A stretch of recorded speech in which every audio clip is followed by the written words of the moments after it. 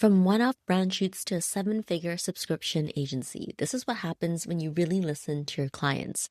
Today, I want to start with a reminder. Some of the biggest breakthroughs in your business don't come from adding more services or chasing the latest trends. They come from something much simpler and much harder to practice consistently, and that's listening. Not the surface kind of listening where you nod along in a client call, but the deeper kind of listening where you catch the patterns, the repeated requests, and the places your clients lean in. That's where the clues to growth are hiding. This week's episode is a behind-the-scenes look at what happens when you pay attention to those clues. My guest built a seven-figure agency by focusing on what her clients asked for most and having the courage to reshape her entire model around it. We're talking about how Workplay went from offering everything as a full-service agency to creating a subscription model for brand shoots and visuals, one that delivers consistent results at scale. If you've ever wondered how to systematize creativity without losing the magic, or how to listen your way into a stronger, more scalable offer, this episode is a masterclass. Let's dive in.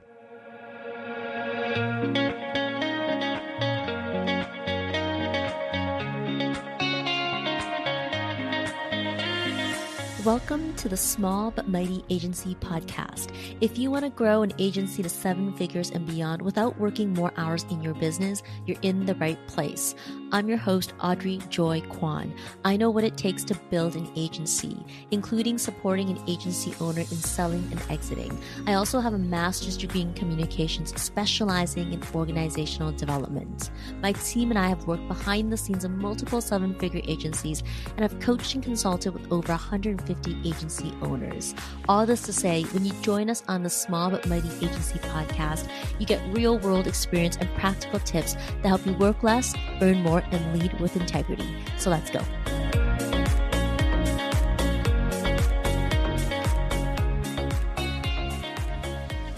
Hey friend, today's episode is all about what happens when you systematize creativity without losing the creativity, and why being easy to plug into makes this agency a go-to partner. I'm joined by Lyric Fryer, the co-founder of Workplay Branding, a seven-figure visual marketing company that's flipping the traditional photography model on its head with an annual service built for entrepreneurs and global brands alike. Lyric brings a rare blend of advertising smarts and operational genius. She's taken photography and visual content, what most people see as a custom and location-dependent process, and turned it into something scalable, collaborative, and wildly effective. From supporting million-dollar launches to helping agencies look like dream teams, Workplay's approach to visuals isn't just pretty, it's strategic. We're diving into how Workplay partners with agencies, builds high-touch systems that scale across continents, and what it takes to become a creative partner that clients want on speed dial. Lyric, welcome to the show. It's so good to have you on the Small But Mighty Agency podcast.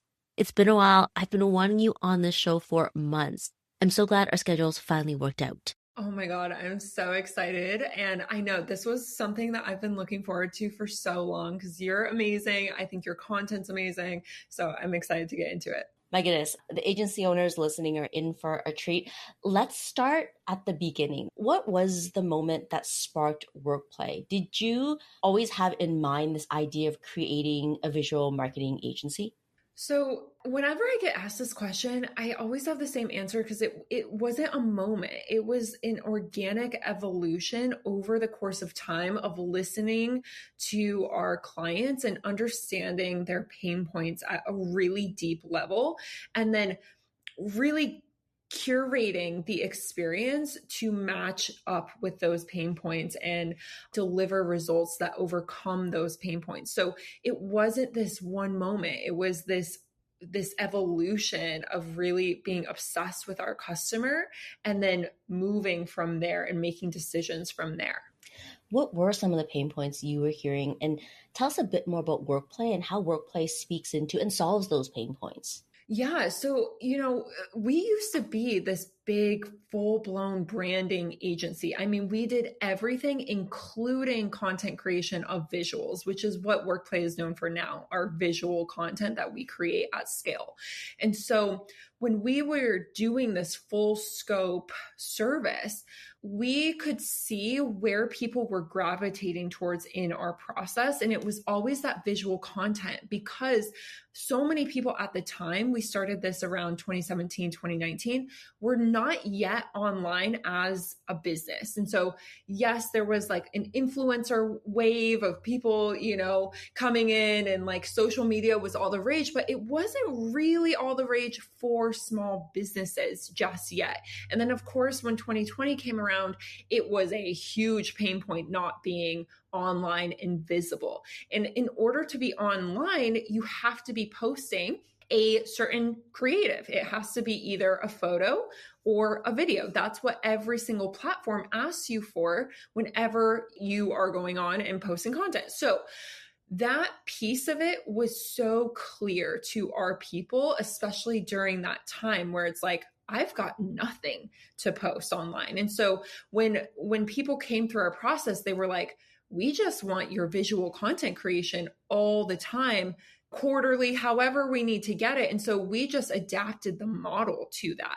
And then, of course, when it comes to actually creating those visuals, what was the industry standard and what were all of the points that we could go against the industry standard into our process? And that's where you see this disruptive model, because we're going against industry standards. We don't care about what's happening in our industry. We only care about our customer.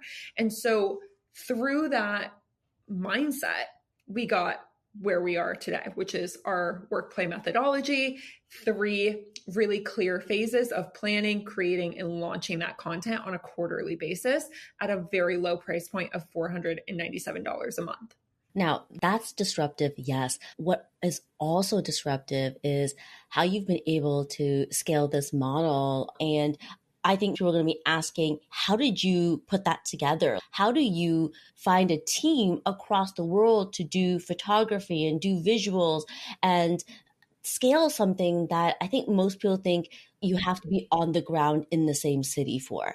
Tell us a bit about that. Yes, totally. I mean, just the team, that is one of our biggest assets, is our team. And we treat it as such. It's so important to us. So first off, I think, again, coming back to this foundational point of being obsessed with your customer, when people were coming to us, they were coming to us for this system, not necessarily our team per se. It was the system. And so wherever our customer was, that's where we started to build out more team. And so being really strategic about where the team is being built as we're going one step at a time. We didn't go into our business saying, okay, we're going to have a global team of these certified visual content creators. We took it one step at a time. Where is the customer next? Where are they now? Where are they now? Where are hotspots? We still do this to this day, and it guides us to where we're scaling and where we're scaling next. I would also say we have a very strong vision for what we want to be known for, and everything else is a distraction. So when it comes to our process and our product and our service, I think it was like 2022, we decided to put a stake in the ground. We said, we are only going to focus in our resources on creating visuals. And so that dictated everything, how we talked to our customer, who we hired, what we focused on, where we put our resources in. And so having that really clear stake in the ground of we're only doing this allows you to go deeper in that one thing. And so I see a lot of agency owners, business owners in general, they want to be generalists. They want to capture the market in all of these ways. Whereas when you get really deep into one thing that you're really good at, now you can service everyone with that one thing. And so I think it's just a mindset shift when it comes to that. But I would say one step at a time with one thing. Oh, I love that. I think your clarity on visuals is golden because it's your North Star. And when you have that North Star, everything from optimizing the service to serving the client to creating products and services, it's revolved around making visuals the best. And we all want to go to the best. Now, you come from an advertising background. I think that's very unique because it helps you find that North Star. How has that shaped how you think about visuals and brand storytelling differently from perhaps traditional photographers or designers? I love the difference between like branding, marketing, advertising, because they all almost get lumped together in a way. But advertising is actually very specific. And I didn't know this until I studied it. It's all about the psychology of sales and your buyer, right? Marketing is about how do we get more eyeballs on our advertisement, right?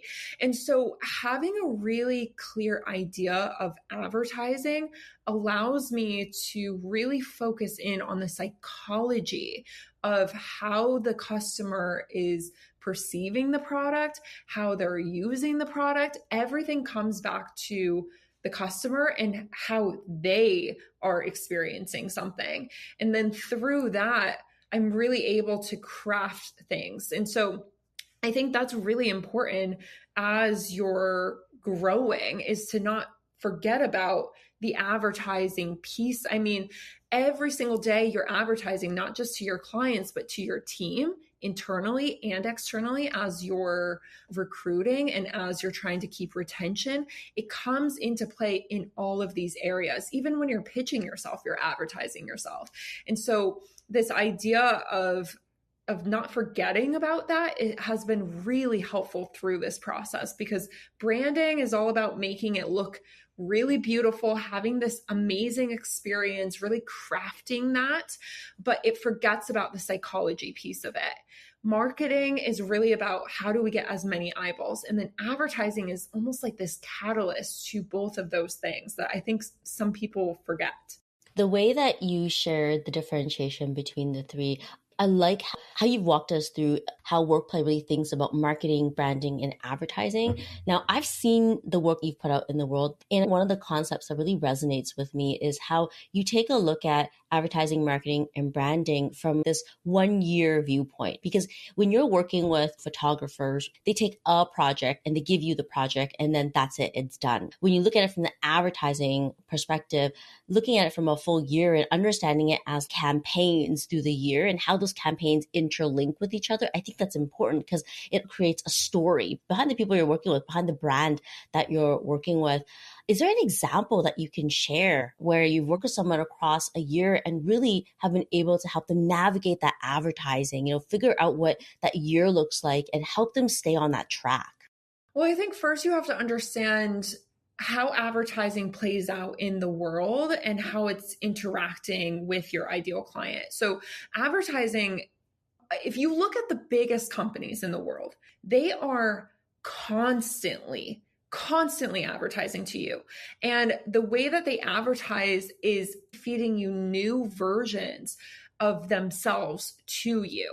And so in order to do that, you constantly have to be reinventing yourself, your story, your visuals in that advertising, in that marketing, in that branding. That's so important, especially as you're going through this economy that is largely an attention economy. And now it's getting even more personalized, which is a good thing, because now you can really craft visuals to a certain personality trait, to a certain interest. And so it's all going in your favor as long as you understand how to ride this wave and understand how the economy is working in this way on social online. And so from a quarterly standpoint, we understand this, right? So every single quarter, you're creating a new version or a new way of showing that product or that service. And so to give you an example, a really amazing Workplay member that we have in our process, Kate Northrup.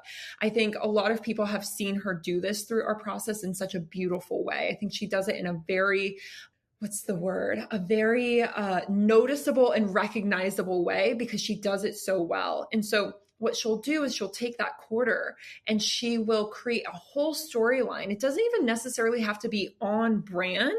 And I would argue that this idea of cohesive branding is great on a baseline, but not from a campaign and advertising perspective, because you're trying to shock people. You're trying to pull them into a storyline that's specific. And so what she does is she takes the same offer, the same service every single year, and she creates a new visual campaign around it. So these visuals look completely different than the year before. And every single year she does that same launch and she gets to new heights and she invigorates a new audience into her world, because she's touching on a different storyline, and the visuals largely play a huge part of that, because people look at this and they're not saying, oh, this is the same thing she does every year. They're saying, oh my God, this is so cool. And so that's just one example of one way that you're reinvigorating one part of your business through this idea of campaigns. And so throughout the year, you probably have, or your clients probably have, tons of things that they're pushing out from a marketing perspective, trying to capture attention. And so that's where the campaigns come into play. How are you reinvigorating your audience back into your product or the service or wherever you want them to go through a visual campaign? Yeah. I think this goes back to the discussion between the difference between marketing and advertising. You can have marketing strategy, but the advertising behind it can be flexed. What I'm hearing here is, look, there's a marketing strategy that exists. And that marketing strategy, if we know that it works, we want to take the things that work through the different seasons. But advertising is where we create the, I don't want to say shock factor, but that emotional resonance. And sometimes emotional resonance is doing different things for each campaign. You can still be on brand and be funny. You can still be on brand and create excitement. You can still be on brand and create deep emotion. I think that's what a brand really needs to do today to stand out, is to tap into the emotions in the campaign. And of course, we're not talking about throwing marketing strategies that worked out the door. We're just talking about really the advertising campaign that breaks through all the noise. And I think anyone listening today, we all know that the technology out there, and when I say technology, I mean AI in particular, is creating a lot more noise. And so in order to stand out, doing unique things, well, that's the path. And Kate Northup, I follow her content and she's wonderful. To layer in some other examples, we see big brands do this too. We see Coke and Pepsi, they put campaigns out, and those campaigns are not the same campaigns. Otherwise, people would just start to tune out. They're always looking at what is culturally relevant, what emotions do they want to have, and then they go ahead and build around that. And I feel like Workplay has that same philosophy where it's understanding what's happening in the moment and making sure that the people they work with are able to tap into who they are that moment and their marketing strategies and get that out the door. 100%. You have to be able to pivot, right? Like, you have to be able to pivot on a quarterly basis. You can't be locked into one creative, one idea. You constantly have to be using the data from the past idea to make the next idea better when it comes to an advertising campaign or a visual campaign. I 100% agree. Okay, one thing I love about Workplay is how seamlessly you integrate into existing marketing strategies. So you come in to a client's marketing and you integrate well into it. Can you walk us through how your visual content system plugs into what other agencies may already be doing? Yeah, I mean, I call ourselves the missing piece that people didn't know existed. And I only coined that because someone else told us that. And then after we heard that, another person told us that, and another person told us that. And we're like, oh, interesting, right? It's like this idea of evolving over time. It's like you start to get more information. You're like, we are the missing piece, right? Because I don't think we realize how hard it is to build a creative team that's up to a certain standard, right? There's a ton of creatives out there, but where do you find them and how do you quality control them? We really take that pain point off of people. And again, we didn't realize that this was an existing problem until like very recently, like 2 years ago, because we were just doing our thing, right? Because we had to keep the quality at a certain standard to keep our scale going at the rate that it was. So we had to create systems in that way. Where we plug in is because we have our stake in the ground with visuals and not really anywhere else. We don't want to put our resources into other areas of, the branding or the marketing ecosystem that you have to create within, a company. And so because we have such a narrow focus in on that, we plug in to where you don't have those services, right? And so if you are a marketing agency and you're running ads, we don't run ads. We create the creative to give you to then run the ad effectively, right? And so because all of these platforms require a photo or a video to really like pull in the clientele, the customer, the whatever you're trying to market for your clients, this is a really seamless way to get that at scale. So a lot of times marketing agencies, or really any agency, branding agency, website, whatever, you are servicing the world, right? But you're only one person in one area.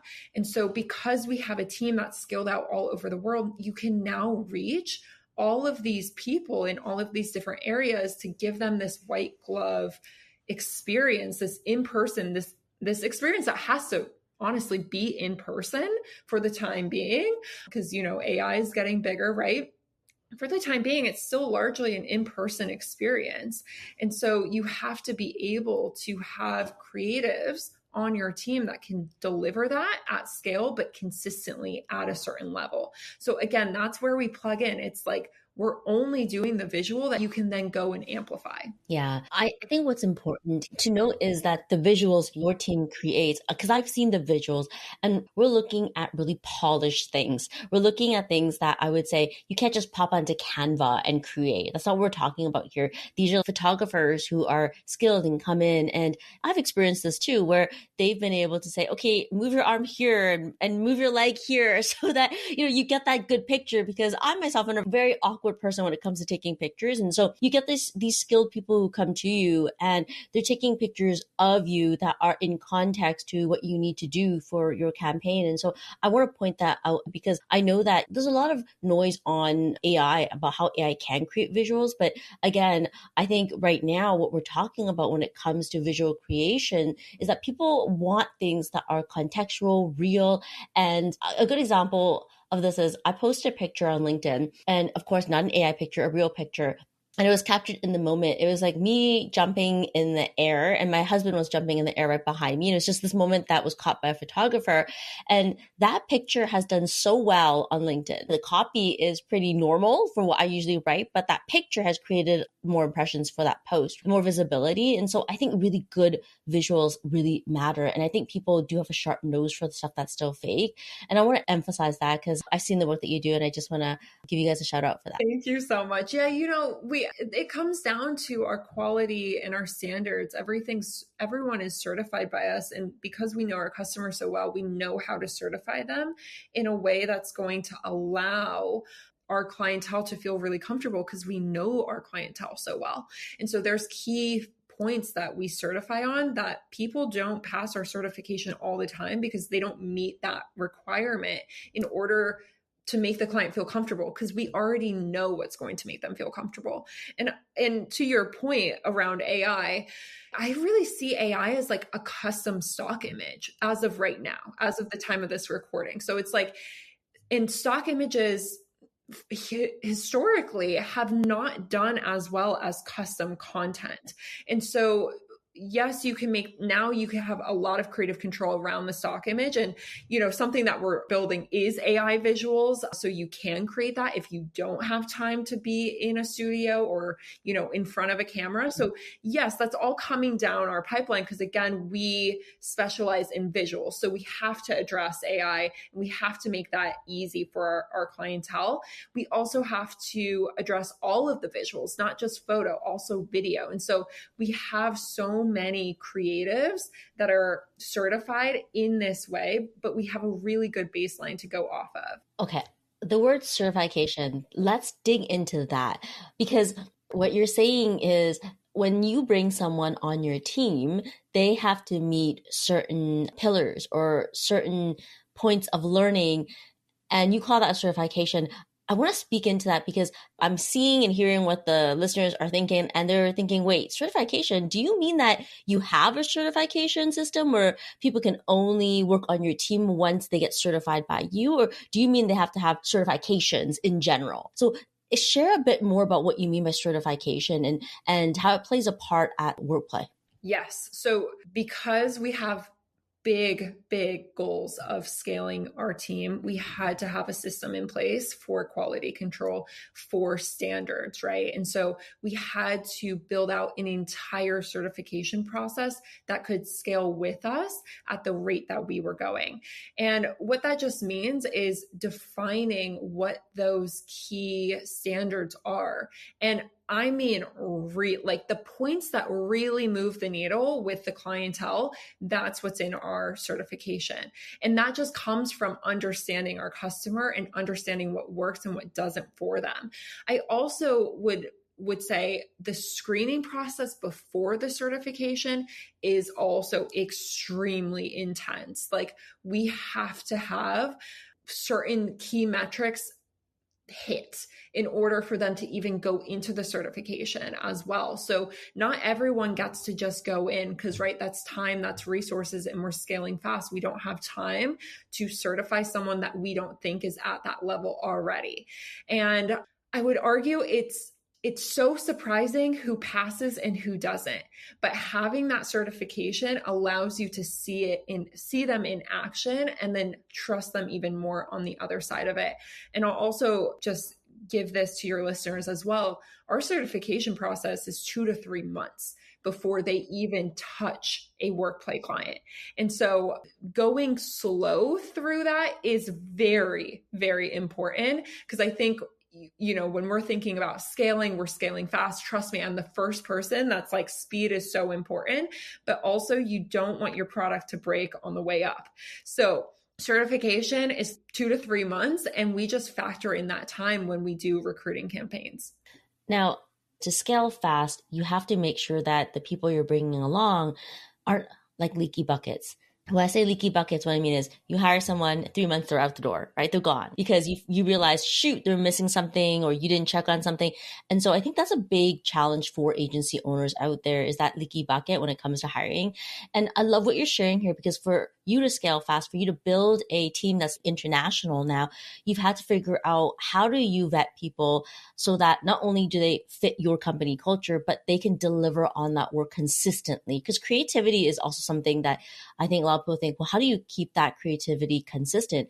And this system that you have here, which involves making sure someone goes through the credentials, it sounds like it's the way that you've done it. It's the way that you've systematized building a team that can scale with you, but also does it so that creativity stays consistent. Now, what are some of the pillars in this credential system that you have? If someone's thinking, oh, that's really smart, what are some things that they need to think about if they're thinking, oh my gosh, I should put some pillars down for when we hire, when we build out something that can scale? What do you recommend as pillars? Totally. So we've got the obvious ones, like standard of quality. Do they have the talent? Are they experienced enough? I mean, that's like baseline. And then, of course, we've got quality points that are very technical around photo, video, AI visuals, UGC visuals. We've got standards around that they have to hit from our perspective that maybe the industry doesn't recognize, but that's what we recognize. So I would implore you not to look at standards across industry. What are your standards, right, for your client experience? That's really important. So that's like baseline, right? Then from there is a pillar that's actually, I might be unique to us, I don't know, but are they trainable? So our certifiers are actually looking at their responses when they get feedback, and there are good responses, there are not so good responses that we are tracking, and the type of person that we want inside of our process, working with us, working with other members of the team. So trainability and culture is very important. We also have what are called vibe checks. Personality is so important. If you are a likable person, it smooths out, I would say, 60 to 70% of issues that can occur. So likability of the person is something that we measure, and it is something that we certify on. And so those are two pillars that I would say are extremely important, that are just above, what maybe baseline is. I would also say how much they improve. So did they apply what the feedback loop system told them, and then did they actually execute that? We actually measure that. I mean, it's nitty gritty, but it does tell you who's fit for the job very quickly, and it allows you to trust the system rather than the person. And I know that sounds bad, but when you're scaling a huge team, you have to be able to delegate this out. And in order to do that, you have to trust your system really well. And so in that process of building our certification, we're constantly still to this day, every single day, our certifiers, I'm texting them back and forth. I want to see how they're, what's the word, certifying them or seeing the data, how they're internalizing the data, and is it matching up with my standard as well? And so constantly training the trainer as well is important on those things so that you can delegate this at this scale. That speaks to how you scale without losing that magic. A lot of agency owners out there worry that growing means losing control or diluting quality. And that's a common fear that any business owner who wants to make sure its clients are served well has.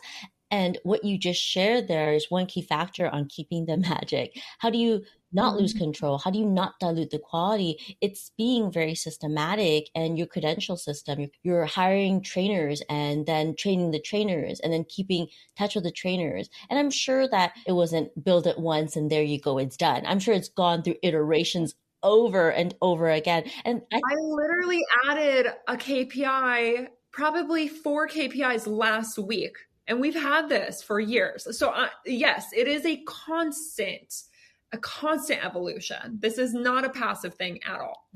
Thank you for pointing that out, because I think something to keep in mind when we're scaling a business, the role of the business owner tends to change. Most agency owners, not all, start off as the doers in the business and they're kind of doing the work. And over time, you've got to figure out what your new role is. And I think what you're sharing, Lyric, is a new role that certain agency owners need to look at stepping into. And that is the person who creates the actual system that can scale their team. But here's the thing, the role isn't created once and you're done, because guess what? People are unpredictable, and economies and technology and all those things add in layers and textures that require us to navigate our systems and look at how to make them better.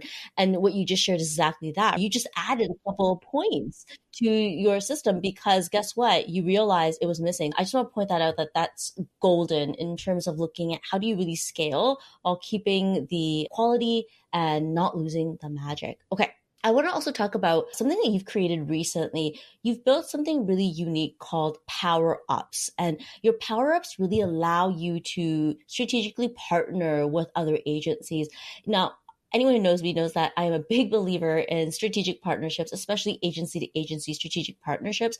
And I love it when I hear an agency really hone in on a system that allows them to partner well. So last time we spoke, I remember you called it the power up system. If it's changed, let me know, but tell us a bit more about the power ups. Yes, no, I love our power ups so much. You know, our power ups were a way for us to, again, we're obsessed with our customer. It's a way for us to refer out our customer, but without them feeling like it's this referral and we're done with them.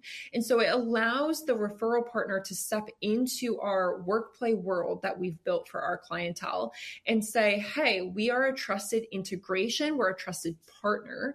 And we actually integrate with the workplace system itself so that it's a less work for you to have to go to someone else that's not a part of this system, right? And then have to explain the workplay process to them and all this extra stuff, right? And so it's this way for the referral partner to integrate into the process that they're already doing when it comes to creating their visuals. So the referral partner knows that this client is creating visuals on a quarterly basis. And so the referral partner, if they're smart, they will amplify that quarterly process with them. And it doesn't necessarily mean that you're offering quarterly services to them. It might be a wardrobe stylist that comes in every single time they do a shoot. But for that wardrobe stylist, even though they have a one-time, project with the client, they're getting hired 4 times because the client is going through our process 4 times a year. And so it's very lucrative as well for the referral partner because the client is already in creation mode and in a system that keeps them consistent through that creation process. And so anyone who amplifies that creation process is a really good referral partner. So I'm talking like ad agencies, branding agencies, SEO, websites, anything that is driving sales or marketing or eyeballs, or anything that visuals amplify inherently, like branding, are really good referral partners or power up partners, I guess you could say. But it does allow us to seamlessly deploy that partner wherever that client needs it throughout our process. So it becomes a system where you're not relying on me, the co-founder of Workplay Branding, to refer. You're just relying on our system to refer. Yeah, I think that's what makes it win-win because you've got clients who are with you for the year. And if they're into visuals, they're most likely wanting the visuals to do something in their marketing. And there are opportunities that don't have your specialty involved. And so your power up partners are that specialty. And it makes sense for you to suggest a right fit for whatever need that they want or have. Okay, before we wrap up this call today, I wanted to ask you something that is a little more personal. On this journey that you've gone through in the last couple years, we all know building a business has its highs and has its lows. Can you share with us, what do you think has been the highest moments for you and what has been the hardest moments for you in scaling your agency? When you're doing something that is bigger than yourself, when you're building something really big, like the lows are just going to happen. I think you get better at riding the wave of the low and also riding the wave of the high, because I think when you ride the wave of the high too high, right, it's like the low feels so much worse, right, because you're emotionally tied to these wins or these losses rather than just being like a nice flat even line. I try to stay nice flat even emotionally because I know that there's going to be highs and I know that there's going to be lows. So I have learned that over time. I would say, some of the biggest low moments have been with scaling team because you're dealing with people. And yes, you can make systems for it, but at the end of the day, it's the people running those systems. And anytime you're dealing with people, you're going to have emotions, you're going to have things that you don't like, triggers, and those have been, I think, the lowest moments. And cracking that code has been so important, right? And also just expectations of people in general. I've had to really learn that so that I don't go all the way into the low, right? I also think, the highs have just been around when we have this big vision and we're executing on the vision and we're seeing it come to life and we're actually seeing the clientele use the system or the product that we've created or the service. That's always the highest high for me, because it's like you build, you go through the lows of building, and then you see it come off out on the other side with the client experience and the client and even our team being like, I am deeply aligned with what we are doing here. I mean, there's nothing like it. Yeah. Oof. Yes, I say yes to all that. I can really resonate with this idea of letting the highs take you so high that sometimes the lows make you feel so low. And I think the key in running a business is to understand that it is like this wave, and staying even is hard to do because it's hard to not get excited. It's hard not to feel emotions, but at the same time, it's important to remember that when you hit a low, there's going to be a way through it. And everything is figure outable, which is the saying that I'm borrowing from Marie Forleo here. Everything is figure outable. And I think remembering that when you're in the lows is so important, because if you have highs, you can get back to the highs. I want to just share that.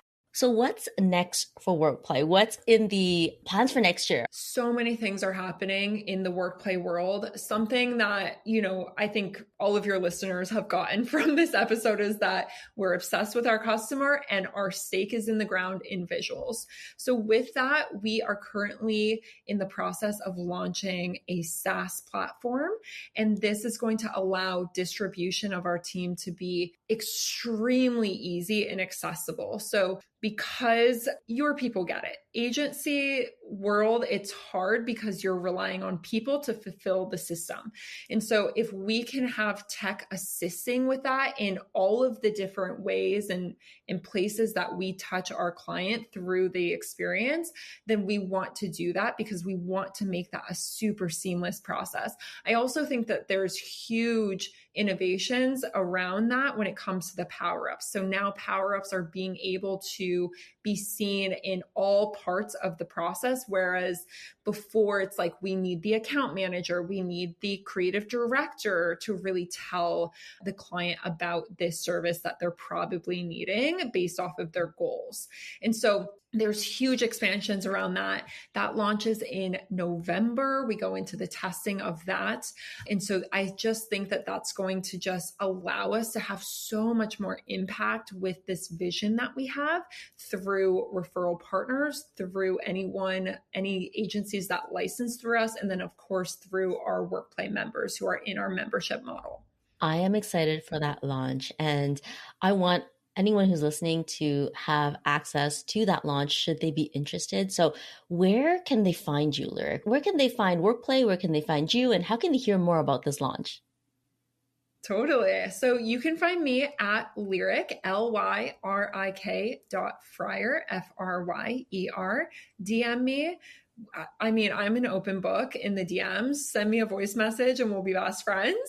If you want to check out Workplay Branding and follow along our company at Workplay Branding, exactly how it sounds, on Instagram, LinkedIn, everywhere, basically. And you can follow along there. Super easy. Thank you so much, Lyric. It was a pleasure having you here. Thank you for having me.